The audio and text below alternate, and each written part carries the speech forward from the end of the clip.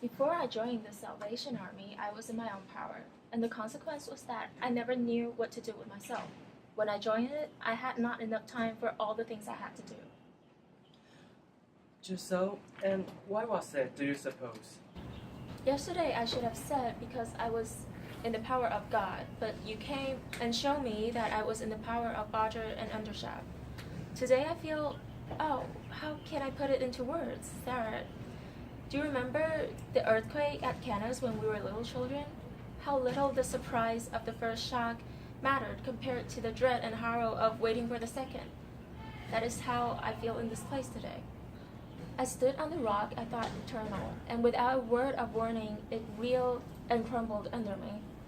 I was safe with an infinite wisdom watching me, an army marching to salvation with me, and in a moment, at the stroke of your pen in the checkbook, I stood alone, and the heavens were empty. That was the first shock of the earthquake. I am waiting for the second. Calm, my daughter. Don't make too much of your little tin pot tragedy. What do we do here when we spend years of work and thousands of pounds of solid cash on a new gun or an aerial battleship? It turns out just a hairbreadth wrong after all.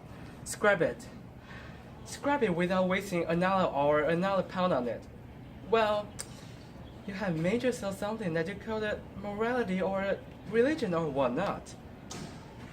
Doesn't fit the fact. Well, scrap it. Scrap it and get one that does fit. That is what is wrong with the world at present.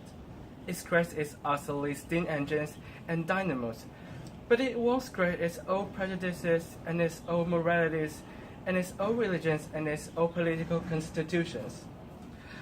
What's the result? In machinery, it does very well, but in morals and religion and politics, it's working at a loss that brings it nearer bankruptcy each year. Don't persist in that folly. If your old religion broke down yesterday, get a newer and a better one for tomorrow. Oh, how gladly I would take a better one to my soul. But you offer me a worse one. Justify yourself. Show me some light through the darkness of this dreadful place, with its beautifully clean workshop and respectable workmen and model homes. Cleanliness and respectability do not need justification, Barbara. They justify themselves. I see no darkness here, no dreadfulness. In your salvation shelter, I saw poverty, misery, cold, and hunger. You gave them bread and treacle, and drinks of heaven. I give from 30 shillings a week to 12,000 a year. They find their own drinks, but I look after the drainage. And their souls? I save their souls just as I save yours. You saved my soul. What do you mean? I fed you, clothed you, and housed you. I took care that you should have money enough to live handsomely. More than enough, so that you could be wasteful, careless, generous. That save your soul from 7 deadly sins. 7 deadly sins? Yes, the deadly 7. Food, clothing, firing, rent, taxes, respectability, and children. Nothing can lift those 7 milestones from man's neck but money. And the spirit cannot soar until the milestones are lifted. I lifted them from your spirit. I enabled Barbara to become Major Barbara, and I saved her from the crime of poverty. Do you call poverty a crime? The worst of crimes. Only other crimes are virtues beside it. Only other dishonors are chivalry itself by comparison. Poverty blights whole cities, spreads horrible pestilences, strikes dead the very souls of all who come within sight, sound, or smell of it. What you call crime is nothing. A murder here, or a theft there, a blow now, and a curse then. What do they matter? They are only the accidents and illnesses of life.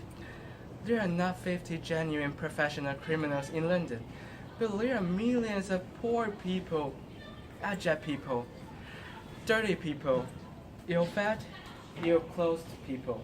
They poison us physically, and morally. They kill the happiness of society. They force us to do away with our own liberties and to organize unnatural cruelties for fear that they should rise against us and drag us down into their abyss. Only fools fear crime. We all fear poverty. You talk of your half-saved ruffian in West Ham.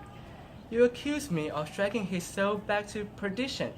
Well, bring him to me here, and I will drag his soul back again to salvation for you, not by words and drinks, but by 38 shillings a week, a sound house in a handsome street, and a permanent job.